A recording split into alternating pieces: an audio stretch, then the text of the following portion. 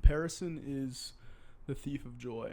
That's probably something that you've heard before, and it's something that's important to reflect on, and I want to reflect on in this video as I make a lot of fitness content and talk about the gym a lot, and on my TikTok page I post videos of workouts, and it seems like in the era of social media, especially if you're on the younger side, if you're in middle school or high school or even college, it seems like it's really easy to fall into the trap of comparing yourself, comparing your physique, your strength numbers in the gym, comparing your height, your looks, your money, your status, anything like that. It's easy, and I think both men and women of all ages fall into it.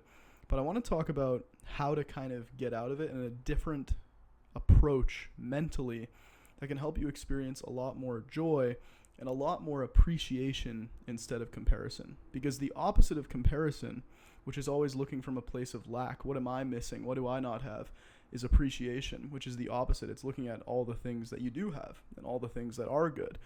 And so I want to talk about this idea, which is, growing up, I was a competitive athlete, and I started getting into the gym and kind of aesthetics and a little bit of powerlifting and stuff like that. And in athletics and in the gym, there's a lot of competition. I think especially in sports, playing hockey, there was a lot of comparison of who's bigger, stronger, faster. And that can be difficult. Competition can be a good thing that can motivate us, can challenge us, can push us. But comparison is not. Because comparison is when we start to live someone else's path that isn't ours to live. And the truth of the matter is this. Everyone in life is dealt a different hand, a different family situation, a different location they grew up in, a different genetic hand in terms of, the health and the strength of your physical body. And some hands might be looked at as being slightly better than others. Some might be looked at as being slightly worse than others. However, anyone, no matter what hand you're dealt, can win. In fact, in the game of poker, when you're dealt the worst hand that there is, I think it's like a 7 and a 2. I don't really know much about poker. But when you're dealt the worst hand and you play it and you win, you actually get more points for playing the worst hand and winning. So whatever hand you're dealt, you've been dealt a certain hand. And in the Stoic philosophy of Marcus Aurelius, there are things that are outside of your control. And so the genetic hand that you're dealt is outside of your control. There will be some people who will just never bench press 405 pounds, no matter how hard they trained, how long they trained. It's just their genetic hand. There's going to be some people who are good at some sports and bad at others. There's going to be some people who have certain strengths and abilities in school and who struggle and lack in other arenas of school and other arenas of academics or career or anything. You have certain limitations. That's just the truth. You do have certain limitations. But most people stop there. They get frustrated and angry and upset and think that the world is not fair because they have certain limitations, instead of asking, where are those limits for myself? For me, I am never going to be as good of a hockey player as Connor McDavid. But that's not really my job. That would actually be kind of boring. If every single hockey player who ever touched the ice was exactly as good as Connor McDavid or Sidney Crosby or Wayne Gretzky or any of these really elite players, it would be pretty boring. The sport would be boring. What's so cool about it is that there's so many different players with so many different unique skill sets and talents and abilities and physical attributes that lead to such a rich diversity in the sport of hockey. And that's why even with a player as good as Connor McDavid, you still have arguments and debates of like, well, is he the best player in the world? Could it be Cale Makar, who's a defenseman, or anything else? And you can draw this analogy to anything else as well, like LeBron James versus Michael Jordan. But the point is this. The cool part about life is that there is all this diversity. If every single guy was as good looking as Brad Pitt, or if every single girl looked exactly like Angelina Jolie or one of these models or anything like that, it would quickly get really boring. Imagine if like 4.5 billion guys looked exactly like Brad Pitt. That would be really, really boring. What's really cool is that we have so much unique diversity. When you go out into nature, and I have like a little plant up here and a mountain landscape back here, what's really cool is that there's so many different types of plants, so many different types of trees, so many different types of flowers. That's why I love taking walks in nature. There's so much diversity. It's kind of boring if you're walking into an area with very little diversity of wildlife or plants or nature, because it adds so much richness, so much art into our lives when there's this diversity.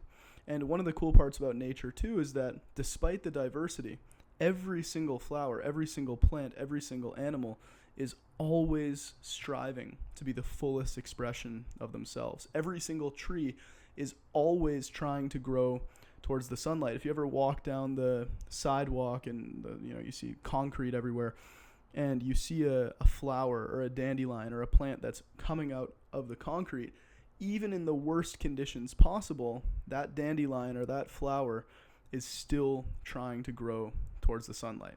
So not to get too metaphorical, not to go too much on a tangent, what does this mean for us? Well, what it means is this. When you stop comparing yourself and instead say, what are my best attributes? What is the best that I can be? And what is out of my control and what is in my control? So for me, something that's out of my control as someone who's been in the gym for a long time is I don't have the best bicep genetics. I've had to work really, really hard for years and years and years. This is no pump to get my biceps just to this level. I have kind of like shorter insertions. They just don't really seem to want to grow always. I've had to push it really, really hard. However, there is such a joy for me in taking my biceps from what they were even to this, because even though I don't have the craziest genetics, this is way, way, way better than what it used to be because I worked on it. And then on the flip side, I have pretty broad shoulders. Right now I'm kind of hunched over. I have no pump right now, but there's other things that I had that were strengths. And every single person alive has strengths and weaknesses, whether that's in the gym and you're watching this because you tune into some of my other fitness content or anything. Everyone has strengths and weaknesses. And the cool part about life is that we're all diverse. We're all unique. We're all unique expressions of the universe. And so the question to ask yourself is not, am I better or worse than this person? Because I guarantee you that someone who might be a little bit stronger than you on bench press is weaker in another lift, or someone who's stronger on a squat is weaker in something else. Everyone has strengths. Sorry about that. Everyone has strengths and weaknesses. That's the important thing to remember. And so it's not about harping on your own weaknesses and putting people above you on a pedestal or below you. That's not really a fun way to live life. The best way to live life, the best competition you can have, the best game you can play is what is the best, fullest version of myself, right? Like for me, I'm never going to be LeBron James. I'm never going to be able to do what that guy does athletically. But what could I do athletically? In pickup basketball, which I sometimes like playing, when I'm playing hockey, when I'm playing other sports, when I'm in the gym, what is the best version of myself? I will never have a 1,000-pound deadlift. It's not even something that I train for. But what could my best deadlift be? And that's where the joy of life and self-improvement lies, is not in comparison, not in pushing down yourself and saying that, I'm not good enough, or I don't have this, or I don't have this, not playing the victim in your life, but saying, okay, this was the hand that I was dealt. What is the fullest expression of this hand that I can play? How can I take what I've been dealt, what I've been given, and absolutely bring it into its fullest expression?